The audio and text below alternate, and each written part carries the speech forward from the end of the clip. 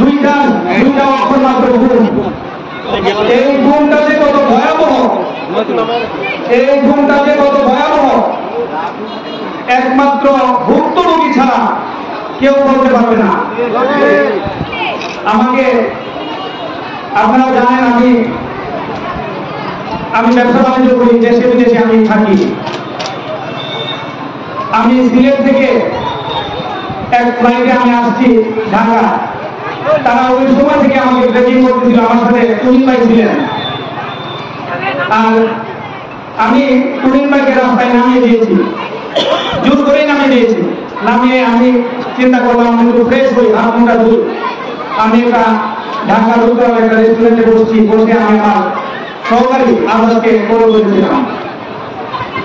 আজাদ আসার 2-4 মিনিটের মধ্যে আমার মনে হলো আজরাইলের মতো, আমার মনে হইল তারা ইন্দোর পাখি যেভাবে ছো মারে, আপনারা দেখছেন যে মুরগির বাচ্চাকে ধরে, ঠিক সেই রকম আমি কোনো কিছু বুঝে ওঠার আগে তারা আমাকে মানে একদম পাকড়াও করে ফেলছে। আমি অনেক চেষ্টা করেছি মানুষকে বোঝানোর জন্য যে আমি এখান থেকে আমাকে কেউ জোর করে নিয়ে যাচ্ছে।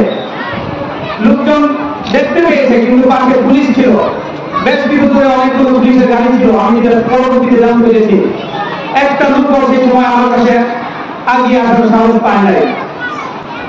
আমাদেরকে হাত পা বেঁধে চোখ সাথে সাথে চোখ ফেলে ফেলেছিল।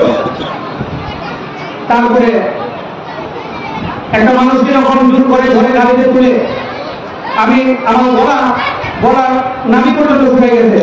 আমাকে বলতেছে আমি কেন তাদের সাথে যেত, আমি দস্তাদস্তি করেছি। আমার একটা টার্গেট ছিল যে আমি যদি দস্তাদস্তি করি হয়তো 4-5 লোক জানতে পারবে যে আমাকে ধরে নিয়ে যাচ্ছে। সেই হিসাবে হয়তো আমার অভিভাবক যারা আমার দলের নেতৃত্ব জানতে পারবেন এবং তারা হয়তো আমার ব্যাপারে আমাকে যেন মুক্ত করা হয়েছে ব্যবস্থা নিলেন। কিন্তু সেটার জন্য আমাকে বেশ জবাবদিহিতা করতে হয়েছে। আমাকে গাড়িতে তুলে অকপটে নির্যাতন করা শুরু করেছিল। আজকে আপনারা জানেন 16.5 ঘন্টা আমাকে তারা বিভিন্ন জায়গায় নিয়ে গেছে, আমার সহকারী সহ। আমি যখন বুঝতে পেরেছি যে আমার সহকারী আমার পাশে আছে, তখন আমি কিছুটা সাহস পেয়েছিলাম।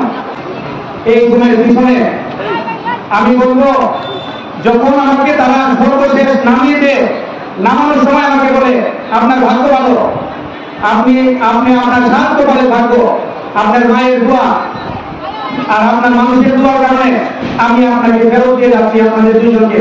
এই গাড়িতে আজ পর্যন্ত যাকে উঠাইছি একটা মানুষকে আমি ফেরত দেই নাই।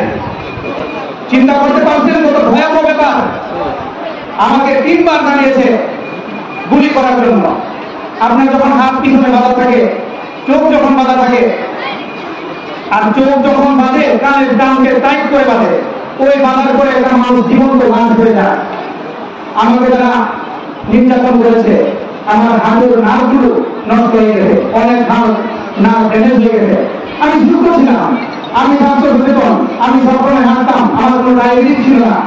কিন্তু আজকে আমি যখন পানি চাই তাদের কাছে, আপনাদেরকে বলি এমন একটা বোতলের এতটুকু পরিমাণ পানি, তারা এভাবে নাড়ে, আমি বুঝতে পারি যে নাড়তেছে, কিন্তু তখন আমি বুঝতে পারি না তারা এটার মধ্যে মেডিসিন মিশাইতেছে। তারা এভাবে নেড়ে 1 কাপ পরিমাণ পানি আমার মুখের মধ্যে দিলে আমার তো সম্পূর্ণ সবটুকাই দিত নির্যাতনে। ওই গাড়িটা একটা ফেল, একটা বিমানের একটা ফেল। ওই গাড়িটা গাড়ির মধ্যে সবকিছু আছে। আপনাকে মেরে